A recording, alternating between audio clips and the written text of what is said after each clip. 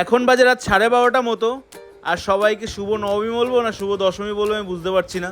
তো যাই হোক, মাকে টাটা বলে পেট্রোল পাম্পে চলে গেছিলাম। আর চলে এসেছিলো প্রীতম আর বাবান। ওখান থেকে তেল বেরিয়ে চলে গেছিলাম স্বামীজি রোডে, গিয়ে যে 4 মডেল চলে এসছে। তো যাই হোক, এবার আমরা সবাই মিলে বেরিয়ে পড়লাম। এখন বাজে রাত 1:30 মতো, মানে 1:30 বাজে। তো দেন ঝটপট বেরিয়ে গেছি।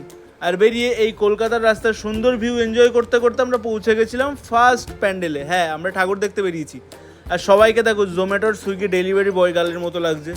তো যাই হোক, ঢুকেই এই প্যান্ডেলে ঢুকেই দেখো আমার মতো মাথায় চিন্তা নিয়ে বসে আছে যে সাবস্ক্রাইব কেন বাড়ছে না, মানে সাবস্ক্রাইবার তোমরা সাবস্ক্রাইবই করো না কেউ। তো যাই হোক, এখানে আমরা সবাই আউটফিট চেক করাচ্ছিলাম যে কে কী পরে এসছে।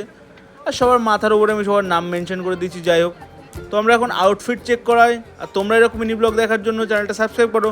টাটা, দেখা হচ্ছে নেক্সট মিনি ব্লগে। আর ডোনা কি বলছে সেটা শোনো না। Comment share